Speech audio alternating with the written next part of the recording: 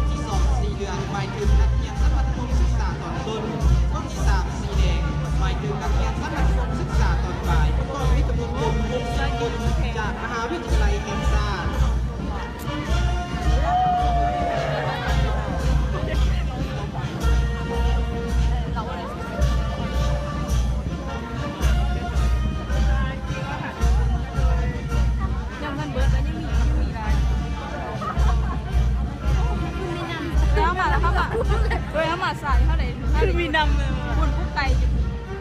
ติดตามมาด้วยก้อนกำลังของคณะกรรมการตัดสินเป็นภาคส่วนหนึ่งที่สำคัญเพื่อให้การแข่งขันกีฬามีความยุติธรรมโปร่งใสและทักษะได้ความสามัคคีระหว่างนักกีฬาด้วยกัน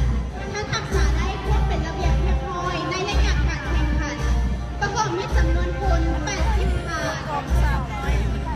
มันบดรูมบดอะไรไหม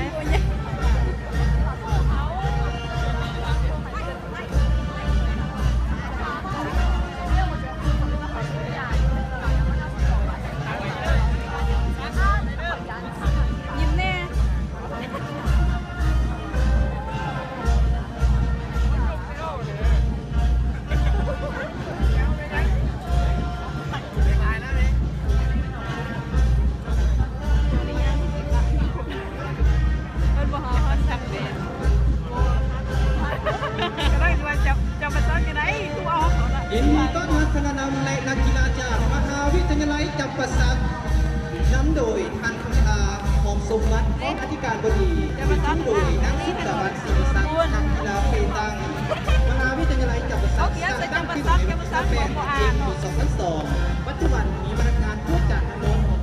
377 คนนักศึกษา3,797 คนประกอบมีผู้คณะสอนในระดับหลักสูตรอายุปริญญาตรีและปริญญาตรีซึ่งเป็นศูนย์การศึกษาค้นคว้าวิจัยและบริการสร้างการมีคุณภาพสามารถเชื่อมโยงกันมากขึ้นและสากลได้สุขขณะนำผู้ร่วมและนักกีฬาเข้าร่วมได้45 คนยิง41 ทางเข้าความแข่งขัน7 ประเภทกีฬายินดีต้อนรับคณะนำและนักกีฬาจากมหาวิทยาลัยไปบังโอ้สักนิดไปเพราะก่อนที่เราป้ามาจากมุกยุ้ยมันจะมหาไทยห้องอธิการบดีคือทุ่งโดยท่านเพชรสมรสุนทรเนี้ยมือประทายร้ายระเบิด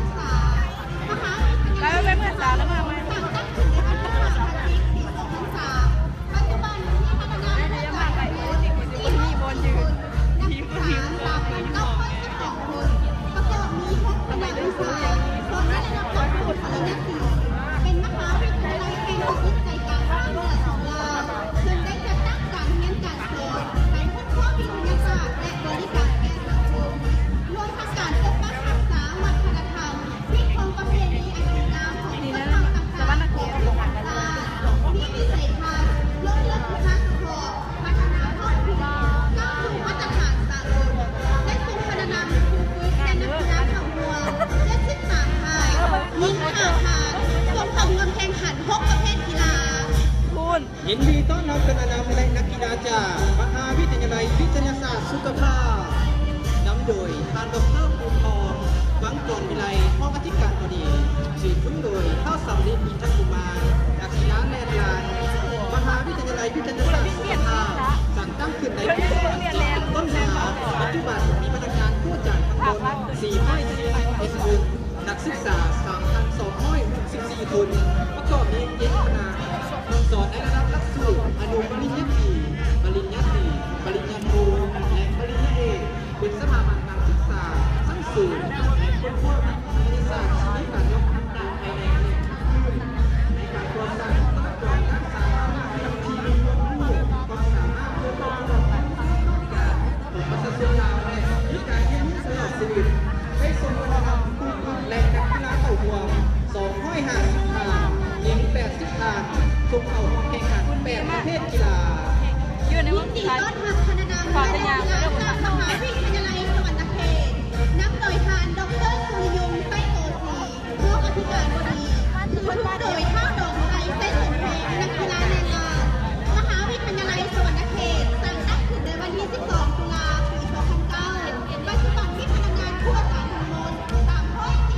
343 คนนักศึกษา 4,287 คน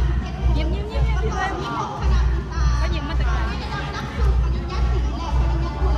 เป็นทุนการศึกษาและวัฒนธรรมในกรุงเทพภาคกลางเน้นในการพัฒนาทรัพยากรมนุษย์ให้มีคุณภาพการค้นคว้าวิทยาศาสตร์เพื่อตอบสนองแนวทางและนโยบายของพรรคและรัฐบาลและมีประโยชน์โดยเฉพาะในการจัดตั้งระบบขยายนโยบายสามภาค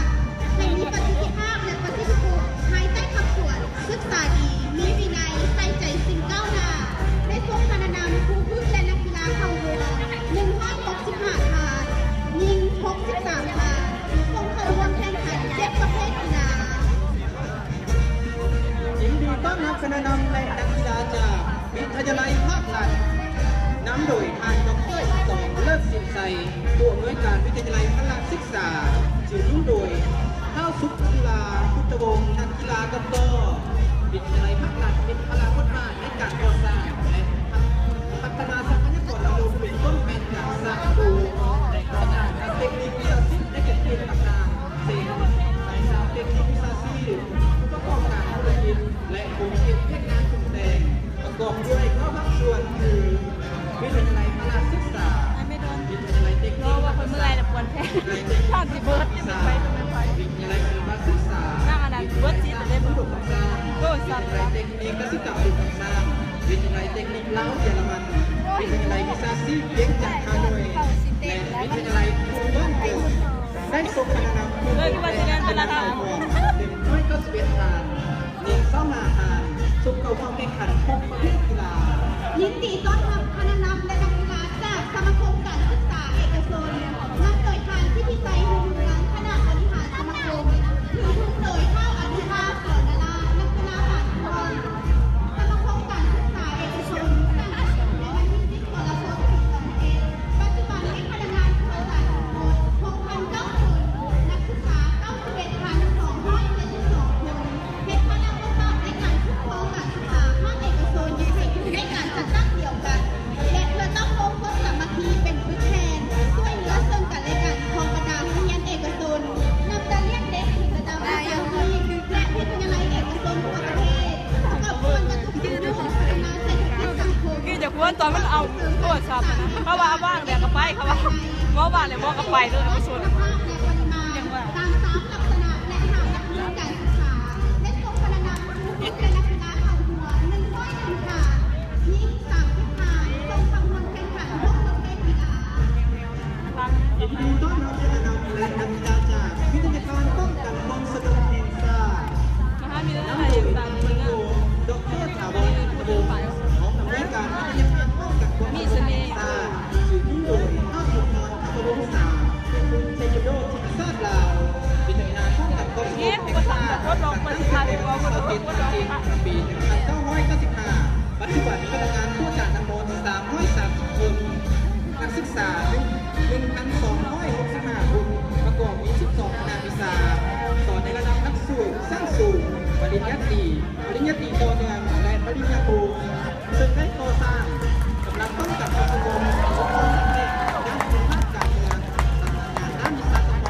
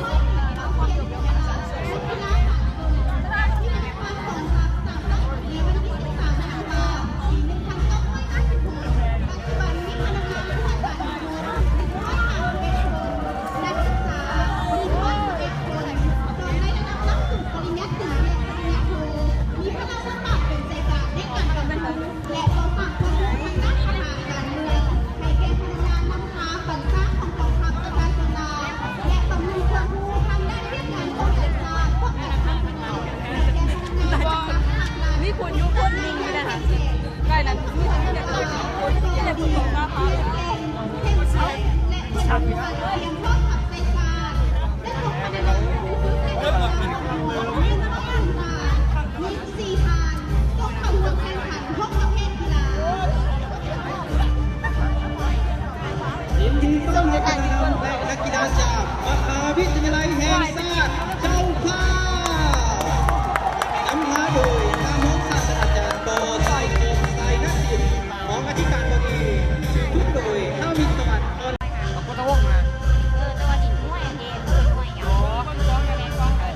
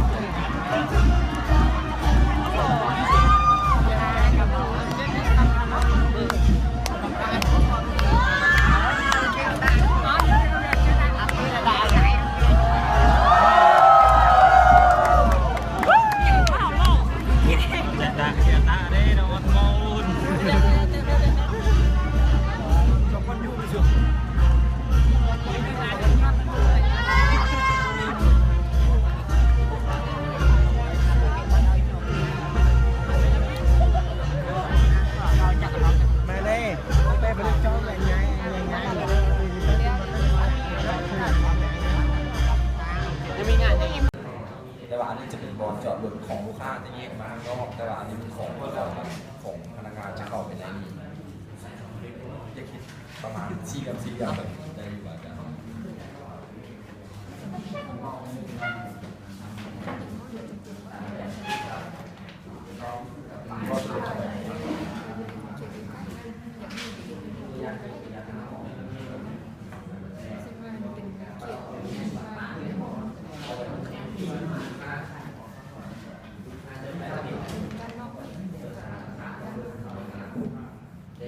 าง